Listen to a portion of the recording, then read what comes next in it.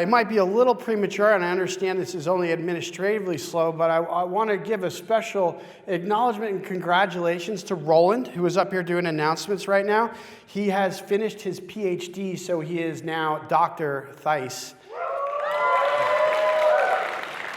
Or as I like to call him, Dr. Theis baby. All right. That's right, and he has a PhD in glaciers, which when he says it's near the Arctic ice sheet, you have it on reasonable certainty that he knows what he's talking about. All right, my name's Jeff. I'm excited to share in today's teaching. We took a break from Ephesians. We went through the series of Advent looking at some of those classic Christmas texts because I just love Christmas. But now that Christmas is behind us, we're diving back into Paul's letter to the Ephesians. So I want to invite you to turn to Ephesians chapter 4, the passage on which this teaching is based. We're picking it up right where we left off.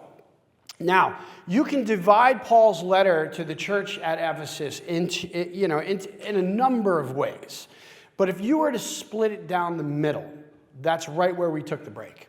And for the first half of Paul's letter, he has made these large 30,000-foot theological assertions that would have been like jaw-dropping and mind-bending to the original hearers. Again, Paul is writing this letter in about the year 63 to 65, and he's writing it to the people in Ephesus, which is a city in what is now modern-day Turkey, but it was a circular letter.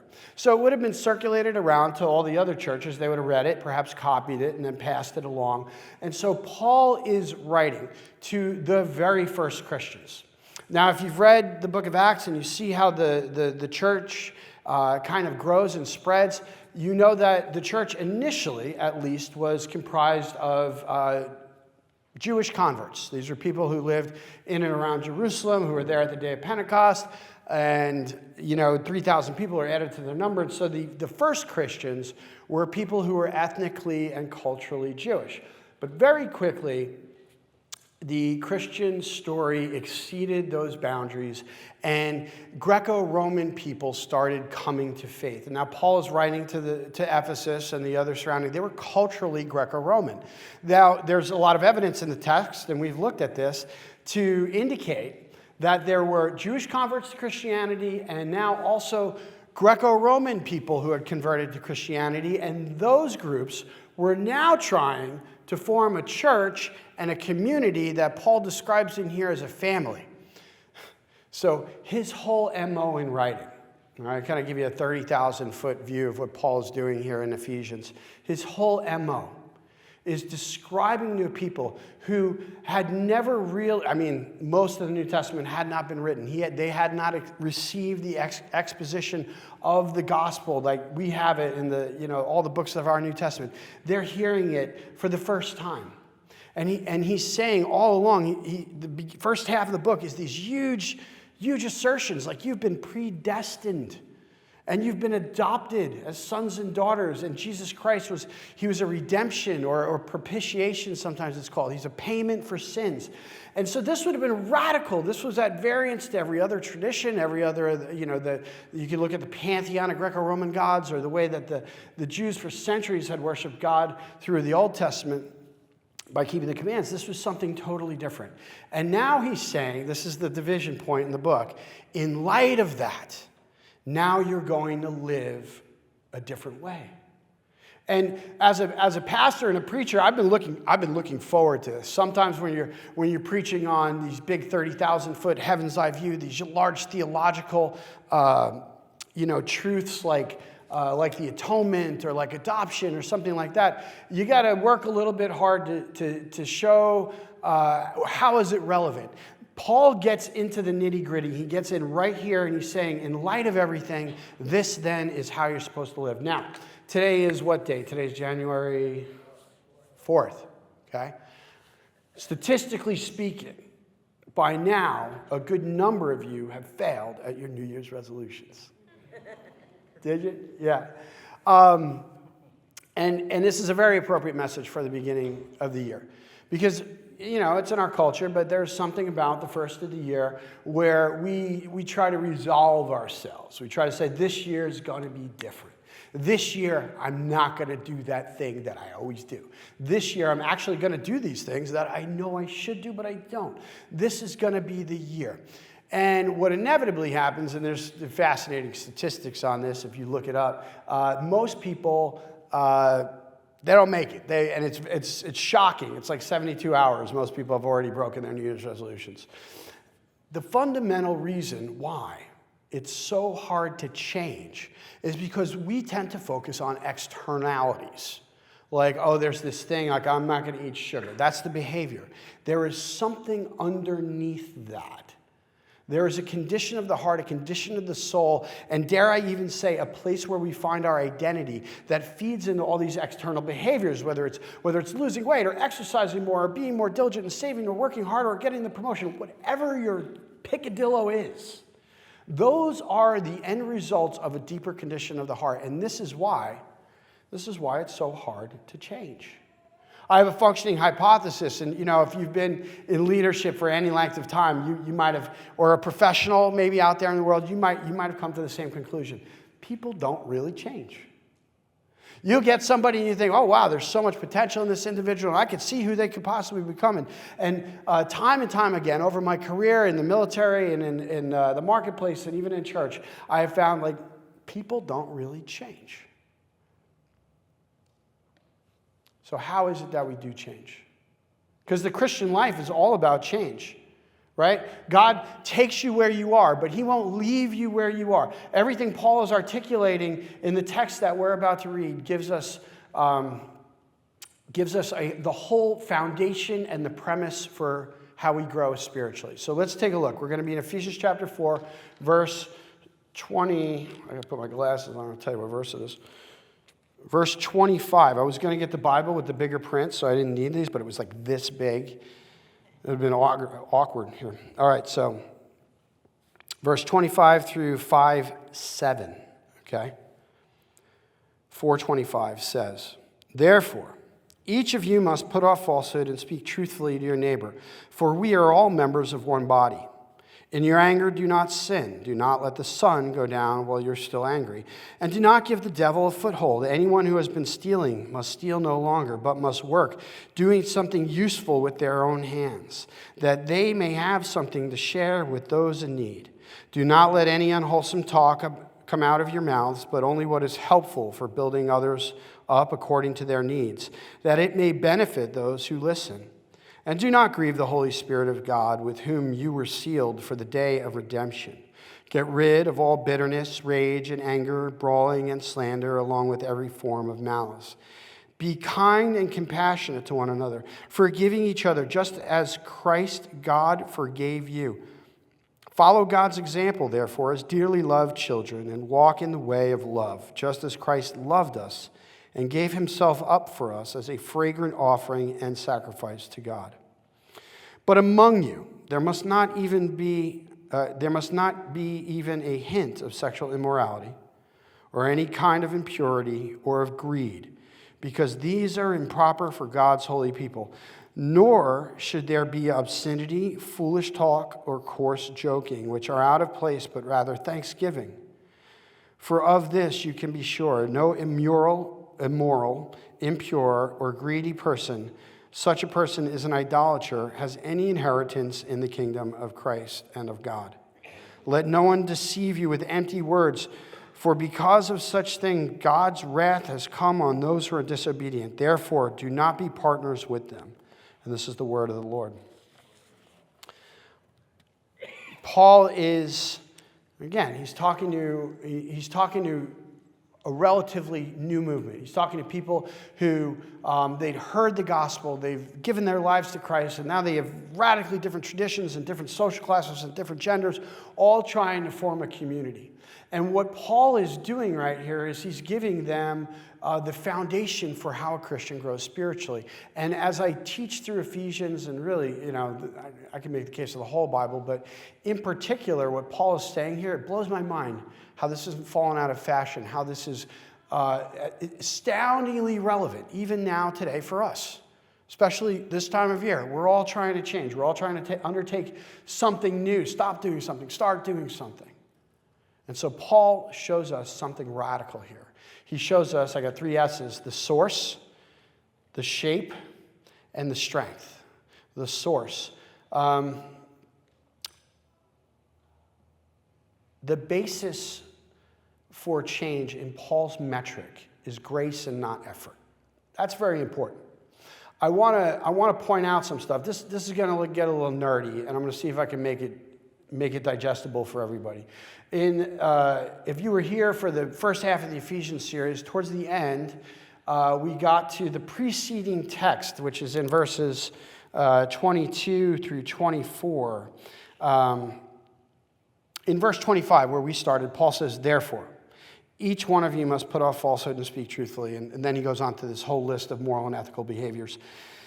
When you see therefore, he's referring always to the thing that came before it, right? When you see therefore, you got to ask, what's it there for? And so he's referring back to verses 22 through 24, where it says to put off your old self and to put on the new self. Now, at the risk of losing folks, pay attention here, all right? This is, in the Greek, they have some different tenses that we don't have in English.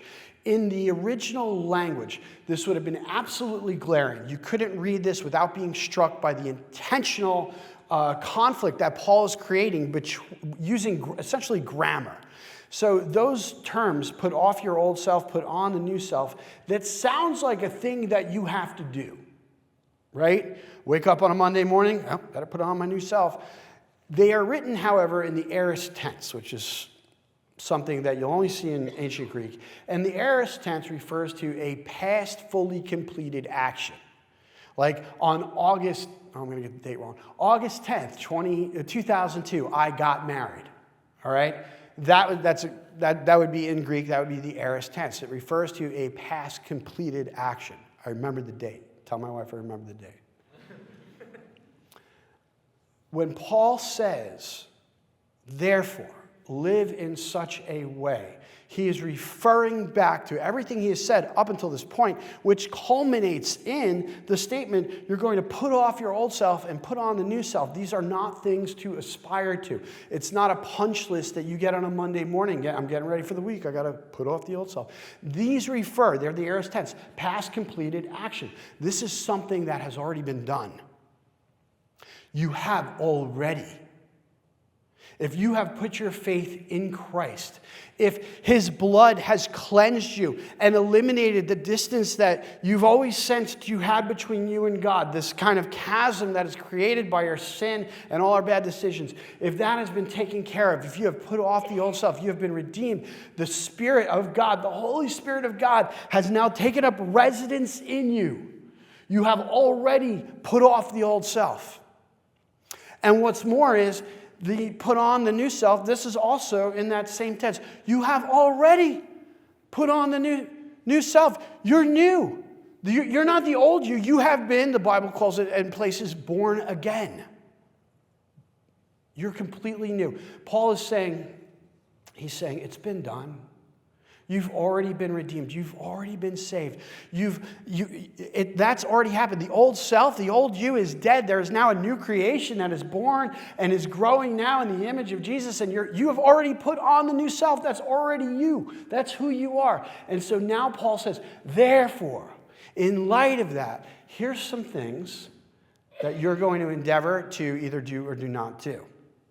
Now, what you need to know, what Paul is doing right here is he's giving you a virtue catalog. This is an ancient philosophical term. All the ancient philosophers had a virtue catalog. The Stoics, the Epicureans, Plato, Sophocles, they all had a virtue catalog, and this was a philosopher's teaching. And basically, and they're very similar. All of them say, we should be restrained, avoid sensuality, be self-disciplined, save, don't spend, don't let, don't talk bad about people behind their backs. That was another really popular one. So all of these virtue catalogs all have a very similar vein. And this is where you get, modern people say, really, Christianity is just one other road up the same mountain. All religions are basically the same. All philosophies are kind of just aimed at the same thing, which is like moral improvement. Paul is writing this in such a way that it would have been obvious and glaring to the original readers, and it's something we miss in the English. And let me explain why. There's another little grammatical nuance that's important for us, and that is there are different, when you see a verb, there's different moods. Okay, we don't have this in English. In Greek, there are different moods. There is something called an indicative mood, which refers to something that is already completed, and there's something called an imperative mood, which refers to something that you have to do. Now, if you get the sermon notes out by the donuts after coffee, after service, I've highlighted all these, but I didn't tell you which color is what, so you're just gonna have to figure it out. But let me just give you an example. Verse 25. Therefore, each of you must put off falsehood and speak truthfully. That's an imperative. That's something that we're supposed to do. We're supposed to tell the truth. But then he switches back to indicative. For we are all members. This is already done. And then it goes back to imperative. In your anger, do not sin. Do not give the devil a foothold. Steal no longer. You must work so you have something useful with your hands. Those are all imperatives. Those are things you do. But then the indicatives, therefore, as dearly loved children. That's who you already are. And in verse 1 of or verse 2 of chapter 5, Christ loved us and gave himself up for us. Those are indicative. So what Paul is doing here, it looks on the surface to be another list of moral and ethical teachings and principles and things that you need to do. Because if you followed the ancient philosophical teachers, if you followed Plato and you took his virtue catalog on you and it says, okay, I'm going to be restrained and not sensuous and I'm going to be disciplined and not undisciplined. And the promise, the payoff, if you will, is that you would achieve enlightenment. In their parlance, that would be tantamount to salvation. I'm going to do all these things. I'll keep the morals. I'll keep the precepts. And what is he saying here? Like sexual immorality and greed and, talking trash behind people's back and those kinds of things. Those are all in the imperative, but when he says why, it's in the indicative. This is at variance to every other tradition. This would have been so glaring for the original hearers. This would have been like, this would have been mind-blowing because every other tradition says, if you do these things, if you behave in this way, if you live in a certain way, if you discipline yourself in this way, then you'll receive enlightenment. Or even, if I may, go to all the other ancient faith traditions. You can go to Islam, you can go to Judaism, you can go to Buddhism, and they all basically give you instructions. And if you follow the instructions well enough, there's some kind of blessing. And if you don't follow them well enough, there's curses. And I would even include our modern secular moment with this. Like there's certain behaviors and expectations, and if you keep them, well, then you're enlightened, or whatever term people are using these days. This is glaring. This would have been completely different. What Paul is saying, because this has been done for you, because something has already occurred. Look at all the past completed adjectives or verbs that he's using. This has been accomplished by Jesus. You are saved. You've put off the old self. You've put on the new self. You are a dearly loved child. Christ loved you and gave himself for you. This has all happened already. The salvation that used to be at the end of the equation has already occurred. That's the foundation. Look, the idea of a virtue catalog, the structure's not new. This has existed in every tradition, in every culture, in every philosophy, in every religion. What is different, what is glaring, is the foundation of the list. Something's already been done. This would have been eye-popping, jaw-dropping. Oh my goodness, Paul, are you really saying this? It's so glaring in the original language. And so that becomes the foundation for us. Inner change precedes outward behavior. You've been adopted. Your sons and your daughters. Now, do you know why that's significant? In chapter 5, verse 1, it says, "Follow God's example, therefore, as dearly loved children, and walk in the way of love, just as Christ loved us." The Greek word where it says example, I actually like. I think in the ESV it still says it. The Greek word's mimetai. It's the word we get mimic from. right? You think about a mime or somebody mimicking you. Like my kids do that, right? Like stop copying me, and then they get a fight, right? This is mimicry that is born out of a family relationship. Now, let me unpack that just a minute for us. If you went up to a random stranger after service, like don't do this, it would create problems. But if you did, and you just started mimicking them and you just started copying them, right? It'd be weird. It'd be super weird. Like, I don't know if anyone would get punched. Like where I'm from, you'd probably get punched.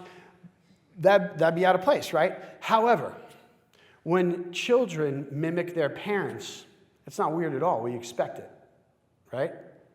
Right? A couple of my kids are sporty, these two, and we're, wrestling, football, basketball, whatever it is. My kids are uber competitive, and it's a running joke in our family. Like, I'm pretty competitive, but next to my wife, I'm nothing. She is an absolute we don't do anything head to head. It would be like bad for the marriage. Video games, golf, whatever. It has to be 2-player co-op. And but she is like uber competitive. And our kids just growing up in our home, we'll be coming back from something and somebody will have the second place face on, and we'll argue about it on the way home. Like, I wonder who they got that from. I know who they got that from. But it's not a mystery when kids mimic the behaviors of their parents. It's not a mystery when you pick that up, because you're living a shared life through the context of a relationship. Like, okay, how many of you are old enough to have had that moment where you realize you're becoming like your parents? It's coming. It's coming. Wait till you have kids. One day you're gonna be like, oh my gosh, I sound like my dad. Where did that come from? Because it's in the context of a family relationship. It is 100% natural to follow the example, to mimic the other people in your household. It's born out of a sense of instinct rather than a sense of obligation. Like if you went up to a random stranger and you started copying them, it'd be weird, you get punched. But if everybody knows, if you have kids, the most important things are caught and not taught, and they're going to follow your example, good, bad, or otherwise.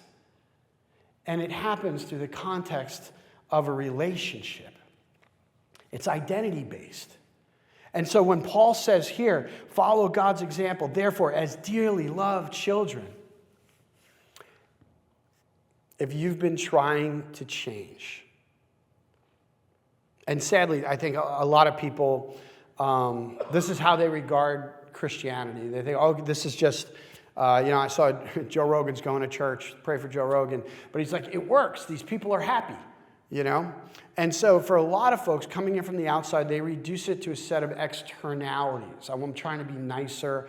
I'm trying to be more kind. I'm trying to be more generous. I'm trying to be more restrained. I'm trying to be less sensuous, whatever it is.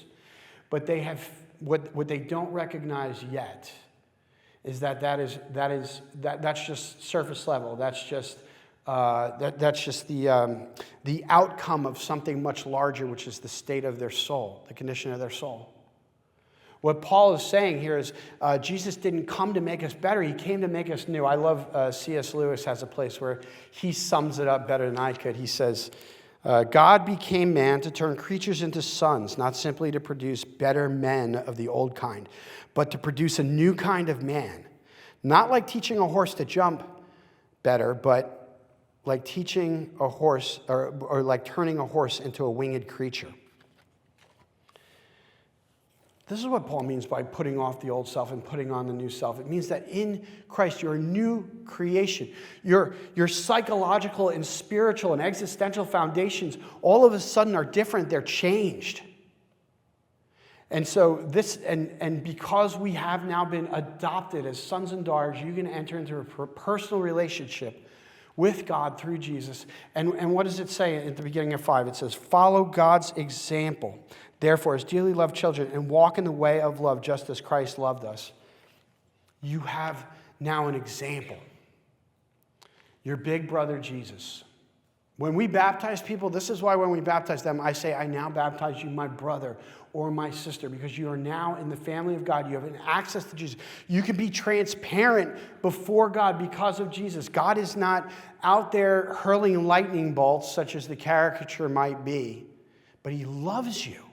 He loves you like a son or a daughter. You think about how much I love my kids. I'd do anything for my kids. I would bend over backwards. I would give my life. Anything I could provide for them, I would. They're the, you know when you hold those little, some of you don't know yet, just wait. But when you hold that little bundle of joy in the hospital or wherever, and all of a sudden it completely reorients your whole life. It becomes about something you experience, hopefully for the first time in your life, like real selflessness. And you don't even have any idea how much emotional and financial strain they're going to cause you yet. But still, it's unbelievable how much you love a child. The way I love my children pales in comparison to the way God loves Jesus. No father ever loved the son like this. And now because of Christ, because of his sacrifice, it means that now you are not a creation, you are a child of God. And you get to look to the example of Jesus. And now you can mimic Jesus because you have a shared relationship. Now, next point is this, the shape. The shape. So that's the source, that's the foundation. It is based on grace. And the shape is, this is the shape. It doesn't have to be like this. It could be smaller, but this is the shape. The shape is the church. The way that transformation happens is through community. Look, I want you to notice all of Paul's language here. In verse 25, he says, therefore, each of you must put off falsehood and speak truthfully to your neighbor, for we are all members of one body. The language he's using is indicative.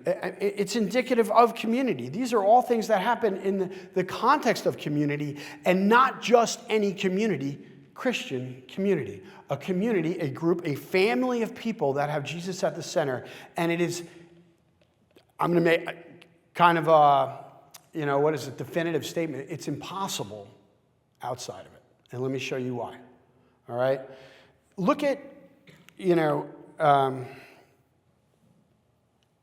look at all the language. Look at all the things that he is encouraging Christians towards. He's talking about speak truthfully. In your anger, do not sin. Do not give the devil a foothold. Steal no longer. Work so that you have something to give. Follow God's example. Walk in the way of love. There must not even be a hint of sexual immorality, impurity, or greed. And so these all have a communal aspect to them. Would you agree?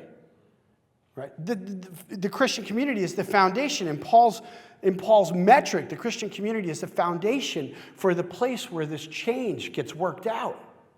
Now, I began to understand this. Just imagine a community, imagine a family, imagine a church, imagine an organization, imagine a sports team, whatever comes to mind, where these injunctions and superlatives were not adhered to. People didn't give generously, they stole. People didn't speak encouraging words, they slandered and backtalked, right? What else? People were sexually immoral, given to idolatry, given to greed, all these things. That would destroy trust. Would you agree? Maybe you've been in a family like that, or an organization like that, or even a church like that. If you've been around church for any length of time, there's a reason Paul is writing this letter, okay? It seems like there is a gravitational pull towards these kinds of behaviors. And look, it completely destroys trust. I'll give you just an example from my own life. When I was 18 years old, a friend of mine from back in New York, Nunzio Idavaya. Nunzio, I don't know if you're watching this, but you'll remember the story. We were out with some girls. It was late at night. We went to the beach and we'd come home, and we stopped at 7-Eleven, and it was kind of on the edge of a not great neighborhood. And we went in for coffee because it was late. We were getting tired. And when we came back to the car, there was a dude with a ski mask and he was holding a gun on the ground, and I'll never forget it. It was a sawed-off bolt-action hunting rifle. You just don't see that. And he forced us into the car, and he made us drive him a few miles down the road to this really bad neighborhood, like crack dealers on the corner and that kind of thing. And he kicked us out of the car, and he stole the car. And this was the first time in my life I'd been a victim of a violent crime.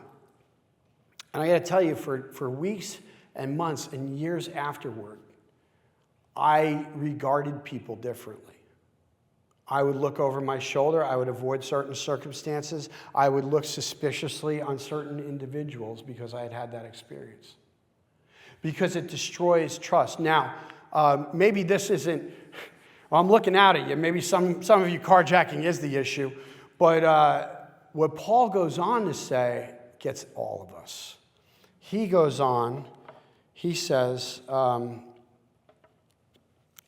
in verse 29, rather, before that he says, do not let any unwholesome talk come out of your mouths. For only what is helpful for building others up according to their needs, that it may benefit those who listen. If none of the other things on this list will get you, this gets you. Because all of us have those moments where I wish I was more careful with my words. I wish I hadn't said that. Oh man, I was in a conversation with somebody, counseling or something like that. Like 4 hours later, I'm like, oh, I should have said that. That would have been great. That would have probably really helped them. This is all of us. I mean, think about it. There's something psychologists call speech-act theory. And the whole premise is this. It's that words don't necessarily describe reality so much as they determine it. Think of the power that words have, right?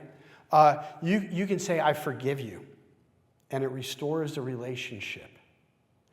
You can say you're fired, and it ends employment. You can say, I now pronounce you man and wife, and that creates a marriage. Words have an incredible ability to create reality. And so Paul right here is saying, don't, and what's, fascinating, everybody kind of, this another little Greek tidbit, when everybody hears, let no unwholesome talk come out of your mouth, or even down here, nor coarse joking, or nor should there be any obscenity, this is verse 4, nor should there be any obscenity, foolish talk, or coarse joking, which are out of place. Everyone thinks that's dirty jokes. And it could apply to that. But the actual, the Greek there, it means to talk behind. It means back talk. It means talking behind somebody's back. It means gossip. Now, there's an article that came out in the Atlantic yesterday. And it was all about how these emerging generations, the millennials, the Gen Z, the Gen Y, the Alpha, I don't know which one's which, but anyway, those guys, they are leaving the church in droves. In the last 15 years, church attendance in America has gone down from 25% to 12%. And it's those generations that are not darkening the doorway of a church. And the conclusion of this article was that they have looked in on the church, and it ended up, they had some experience of church hurt or something like that, or they looked in and people were unkind or judgmental or hypocritical, or, there's a whole host of reasons. What if, just this, by the way, this is what gets me out of bed in the morning. What if we all seriously digested and discerned what Paul is saying right here? What if this were a community where everybody worked a little extra so they would have enough to give away to someone in need? What if this were a family, and gosh, some churches sadly turn into war zones when they fail to kind of adhere to this, but where we didn't talk negatively behind anyone's back, even though you got some juicy little morsel of gossip, and so-and-so is going to be really tickled to hear this after the 11. What if we just spoke to each other with words that built each other up? Do you know how absolutely blinding it would be to look in on this community against the backdrop of darkness that is in the world, we would stand out like a sore thumb. And I have to tell you, to a very large extent, that's why I love this church. I see this happening. It gets me out of bed in the morning. I see a group of people, a community of people who understand the goodness of God and the grace that's been purchased them through Jesus. And in light of that, you've been made new. You've already put off the old self. You've put on the new self. And now you live a certain way. Why? Not because you're trying to earn God's love or affection, because you've seen something so amazing in Jesus Christ going to the cross for me. For him bleeding out for me, paying the penalty I could never afford. And the rest of my life becomes a worship service, becomes an act of gratitude. This is why we sing. This is why you give. It's all gratitude. It's not you're trying to earn something, because look, that creates one of two things. If you put the list of superlatives before the imperatives, the imperatives before the indicatives, it's going to go like, I have to do all these things and then I will be enlightened. I have to do all these things and then God will love me. I have to do all these things and then I'll be saved. And what will inevitably happen, one of two things, or perhaps both at the same time, that's where I live. You're gonna feel acutely that you haven't done a good job. When I first became a Christian, this is what I thought. I came into the church, okay, I'm going to put my pants on. I'm going to try to straighten up and fly right and not do all that stuff that I've been doing my whole life. I'm going to try really hard. You will become acutely aware of the fact that you can't do it. And you'll always be anxious. Oh my gosh, yesterday wasn't good. I don't know about tomorrow. It's not looking good either. Or you will fool yourself into thinking like, I am doing it all, and look at me, aren't I amazing? The rest of you sinners need to go to church more. And you'll become arrogant and prideful and insufferable, and nobody wants to be on that bus with you. There is, however, another way, and this is what Paul is describing, and it happens in community. I can't underscore that enough, because we have it in our mindset, I think, that church is an hour on Sunday. That idea is completely foreign to the world of the Scriptures. They had a little more time. They had closer proximity. We are the most fractured individualistic society that's ever lived, and it's only getting more exacerbated with Instagram and TikTok and YouTube and the rest. Everybody just stares at their phones. We have to make a conscious effort to swim against the current, because this only happens in the context of Christian community. You can't do this with your softball team. You can't do this with your biker gang. You can't do this with your fishing buddies. The only place this happens is within Christian community, because you need the family of God, the other redeemed, the people who have already put off the old self and put on the new self, who've been redeemed, who've been saved, who've been filled with the Spirit, to live this out. This is the only place it happens. Our growth groups are going to begin in just a couple of weeks. And it is my prayer that everyone in this church has some significant spiritual relationships. Because contrary to the caricature, enlightenment doesn't happen on a mountaintop all alone while you're chanting inner peace like Oogway from Kung Fu Panda. That's not in the New Testament. It happens in the context of relationships and communities. Because why? We need each other to remind each other that you've been saved, you've been redeemed, you are loved incredibly, you've been adopted as sons and daughters of the living God. Jesus Christ saw you, he knew all your stuff, he knew the long list of sins that, this is what I thought when I was a Christian. Get up there, the Far Side comics, St. Peter's got the Book of Life. I thought mine was going to be like pages and pages long. God knew all that stuff. He knows the things that I don't even recognize were sinful in my own heart. That's a horrifying thought. I'm probably aware of 2% of the things I've done to upset him. He's seen it all. He knows it all. He said, this one is mine. My son's blood paid for him. There is nothing you can do to get God to love you anymore, and nothing you can do to make him love you any less. That is the good news, and that absolutely puts the horse before the cart in comparison to every other tradition, which says, do these things, keep these precepts, keep the ethics, keep the code, and then you'll be enlightened, then you'll be saved, then you'll be okay. This says, no. You are saved, you are loved, You are a child, you are a son, you are a daughter. Now, in gratitude for the amazing gift you've been given, go live a life of worship. Now, I have to get to, if I ended the sermon right there, you'd all feel good for a couple minutes until you thought about it. And if you're anything like me, you know that change requires huge effort. It requires a power that, frankly, most of us in most places, it seems elusive, doesn't it? Right? I gave up carbs and sugar for all of 2025, right? And I did pretty good up until Christmas Eve, because some of y'all gave me boxes of cookies. Thank you. And then, dude, I had some with my coffee, and they're good. Guess what? They're good. And then I had some after dinner, and I had some the next morning with my coffee. I ate the whole box. And then I was off the rails between Christmas Eve and New Year's Eve. I gained like 10 pounds.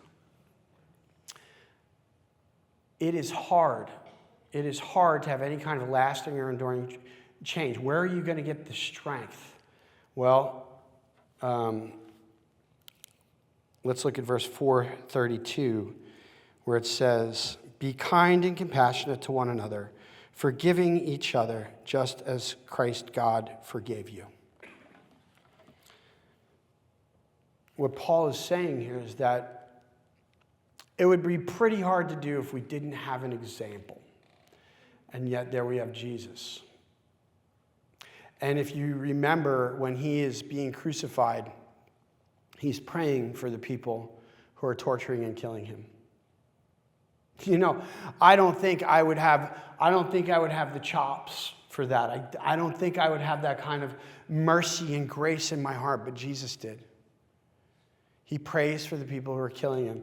And then in verse 5, 1 and 2, he says, "Follow God's example, therefore, as dearly loved children, and walk in the way of love, just as Christ loved us and gave himself up for us as a fragrant offering and sacrifice to God."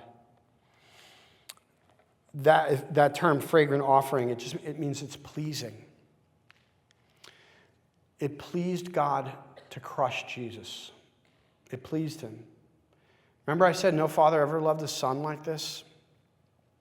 Why would God give up his son whom he loved more than I can scarcely comprehend? What could be on the other side of that deal? What could be on the other side of the equation? What was so important to God that he gave his son? It was you.